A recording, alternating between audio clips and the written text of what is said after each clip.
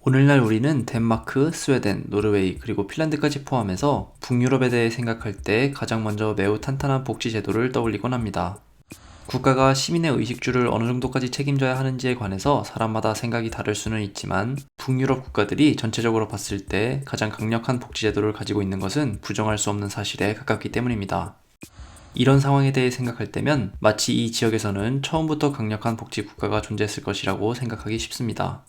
그러나 이는 역사적 사실과는 거리가 있습니다. 근대적인 의미에서의 복지가 갖춰지기 위해서는 우선 최소한의 산업화가 진행되어야 하는데 북유럽은 이런 면에서 영국과 같은 국가들에 비해 뒤떨어진 상황이었습니다. 여기에는 여러 가지 이유가 있었습니다. 우선 지리적으로 유럽의 중심부에 속하지 않았기 때문에 최신 기술의 도입이 늦어진 면이 있었습니다. 뿐만 아니라 중세로부터 여러 계층과 직업군들에게 전해져 온 각종 특권들 또한 산업화를 늦추는 역할을 했습니다. 산업화를 위해서는 사유재산에 바탕한 자유주의 질서가 필요했는데 북유럽 지역에서는 1860년대까지도 직업선택의 자유를 방해하는 길드가 버젓이 남아있기도 했습니다. 결국 이 지역에서의 산업화는 1차 세계대전 무렵이 되어서야 어느 정도 완성되었는데 지금의 역사학자들은 북유럽의 산업화가 전체적으로 봤을 때 영국이나 벨기에, 프랑스, 독일과 같은 국가들에 비해서는 뒤늦었고 남유럽이나 동유럽에 비해서는 다소 빠른 속도로 진행되었다고 평가합니다. 한편 산업화와 함께 이 지역에서도 폭발적인 인구 증가가 시작되었습니다. 1850년부터 1900년까지 스웨덴의 인구는 350만 명에서 500만 명으로, 덴마크의 인구는 150만 명에서 250만 명으로, 그리고 노르웨이의 인구는 150만 명에서 220만 명으로 증가했는데 50년 사이에 인구가 약 1.5배 가까이 늘어난 것을 알 수 있습니다. 이와 함께 도시화도 빠르게 이루어졌는데 모든 국가들에서 도시에 사는 인구의 비율이 2배 가까이 증가했다고 평가됩니다. 이렇게 산업화로 인한 빠른 인구 증가와 도시화는 자연스럽게 노동자 계층의 탄생을 가져왔습니다. 오늘날 여러 대중매체를 통해 북유럽의 풍경에 다소간 익숙한 우리는 이 지역에서 처음부터 노동 환경이 좋았을 것이라고 생각할 수도 있지만 여느 국가들과 마찬가지로 이 지역 또한 처음에는 매우 가혹한 노동 조건을 자랑했습니다. 하루 노동 시간은 평균적으로도 12시간이 넘었고 휴가는 없었으며 일을 하다 다칠 경우를 대비하기 위한 보험도 부재했습니다. 이는 안 그래도 막 도시로 이사를 온 이후 많은 임금을 받지 못한 노동자들 중 다수가 각종 사고로 빈곤층으로 전락했다는 것을 의미하기도 했습니다. 이런 점 때문에 경제사를 연구하는 여러 학자들은 실제로는 스웨덴을 비롯한 북유럽 국가들이 19세기 말까지 다른 유럽 국가들보다 경제적으로 더 불평등한 상황이었다고 평가하기도 합니다. 그런데 북유럽의 경우 이런 경제적인 불평등이 정치 제도로도 뒷받침되었습니다. 특히 스웨덴의 사례가 이를 대표적으로 보여주는데 스웨덴에서는 1865년부터 1911년까지 의회 선거를 하는 데 있어 세금 납부와 재산 소유에 따라 약 20%의 상위 남성 시민만 참가를 할 수 있었습니다. 재산에 따른 투표권 제한은 근대화 과정에서 쉽게 관찰되는 현상이지만 스웨덴의 경우 여기서 끝이 아니었습니다. 이 20%의 남성들을 또다시 약 40개의 그룹으로 나눠서 세금을 많이 내고 많은 재산을 가진 그룹일수록 더 많은 표를 행사할 수 있었던 것입니다.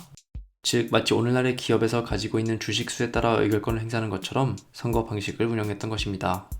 가장 하위의 그룹에서는 1인당 1표를 행사할 수 있었던 반면 가장 상위의 그룹에서는 1인당 무려 54표를 행사할 수 있었습니다. 세금을 많이 내고 재산을 많이 가진 사람이 투표를 하는 데 있어서 더 많은 표를 행사할 수 있었습니다. 그나마도 의회보다 각종 제한이 약했던 지방선거에서는 이런 경향이 더욱 강화되었습니다. 어떤 지방에서는 주식회사들이 가지고 있는 자산에 따라 100표까지 표를 행사할 수 있기도 했습니다. 스웨덴의 총리를 배출했던 한 지방에서는 총리의 가문이 너무나 많은 재산을 소유하고 있어 단독으로 지방선거에서 과반의 표를 행사할 수 있기도 했고 약 414개의 지역에서는 단 한 명의 유권자가 전체 표의 25% 이상을 행사할 수 있었습니다. 이를 종합해보면 스웨덴을 위시한 북유럽 국가들이 19세기 말과 20세기 초까지도 다른 유럽 국가들보다 오히려 더 큰 경제적, 정치적 불평등을 자랑하고 있던 상태라는 것을 알 수 있습니다. 지금의 기준으로 봤을 때 불합리하기 그지없는 이런 상황을 바꾸는 데는 노동자들이 중심이 된 사회주의 정당이 큰 역할을 했습니다. 1870년대와 80년대를 거치며 덴마크, 노르웨이 그리고 스웨덴 모두에서 3인당이 탄생했고 이들은 모두 자신들의 선배격인 독일의 3인당을 모델로 삼았습니다. 그러나 독일의 3인당과는 한 가지 중요한 차이점도 있었습니다.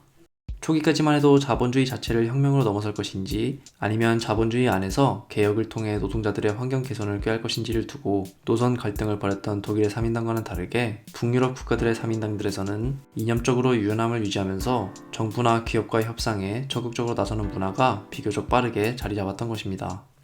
물론 같은 시기 독일의 3인당도 매우 빠르게 발전했지만 북유럽 국가들의 3인당들 역시 이런 노선을 통해 빠르게 의회에서 의석을 늘릴 수 있었습니다. 결국 1914년이 되면 3인당이 스웨덴에서는 의회 총 의석의 3분의 1, 덴마크와 노르웨이에서는 4분의 1을 얻을 수 있게 되었습니다. 이를 통해 산업화 초기 열악하기 그지없던 노동 환경의 개선과 연금 및 보험 제도가 도입될 수 있었습니다. 이런 경향은 1차 세계대전이 끝나고 1920년대가 되면서 더욱 확고해졌습니다. 물론 3인당과 보수 정당들 사이에 심각한 갈등이 없었던 것은 아니지만 19세기 말부터 혁명보다는 제도권 내의 개혁을 추구한 지역 3인당과 필요한 만큼의 양보는 나름대로 한 보수 정당들은 다른 유럽 국가들보다는 비교적 평화롭게 공존하는 데 성공했습니다. 스웨덴의 3인당 대표였던 얄마르 브란팅이 이미 1917년에 보수 정당으로서는 절대 양보할 수 없어 보였던 재무부 장관이 된 것이 이를 상징적으로 보여줍니다. 이런 문화는 1920년대 말 세계적으로 경제 대공황이 발생하면서 갈등이 첨예해진 상황에서도 유지되었고, 이 무렵이 되면 3인당은 이미 단순히 노동자 계층의 정당만이 아니라 전 국민으로부터 표를 받는 전국 정당이 되었습니다. 한편 1930년대 말과 40년대 초 나치에 의한 2차 세계대전을 겪은 후 북유럽에서의 전체적인 정치 지형은 3인당에게 더욱 유리하게 바뀌었습니다. 앞서 언급되었던 대로 이미 전국적인 정당으로 탈바꿈한 3인당들은 2차 세계대전 후 더 폭넓은 지지를 확보할 수 있었습니다. 이를 바탕으로 스웨덴에서는 3인당의 대표였던 타게 엘란데르가 1946년부터 69년까지 무려 23년에 걸쳐 안정적으로 집권할 수 있었습니다. 다른 북유럽 지역에서도 경향은 큰 틀에서 다르지 않았습니다.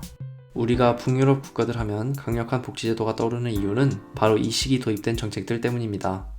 대표적으로 스웨덴에서는 1946년과 47년에 국민연금과 아동수당이 도입되었습니다.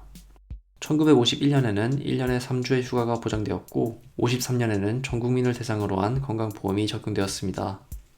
1956년에는 주 45시간 노동으로 노동시간이 제한되었고 63년에는 휴가가 4주로 늘어났으며 66년에는 노동시간이 다시 주 42.5시간으로 줄었습니다. 결국 1970년대 말이 되면 휴가는 5주까지 늘어났고 노동시간은 주 40시간까지 줄어들었습니다. 이런 복지 모델은 1970년대 이후 세계 경제가 침체에 빠지고 신자유주의 질서가 팽배해지면서 위기를 맞기도 합니다. 그러나 중요한 것은 북유럽 국가들의 복지가 처음부터 존재했던 것이 아니라 약 100년의 시간을 거치면서 역사적으로 형성되어 온 것이라는 점을 이해하는 것입니다. 결국 북유럽이라고 할 때 곧바로 떠오르는 이미지의 내용들 역시 역사적인 발전 과정을 거쳐왔다고 할 수 있겠습니다.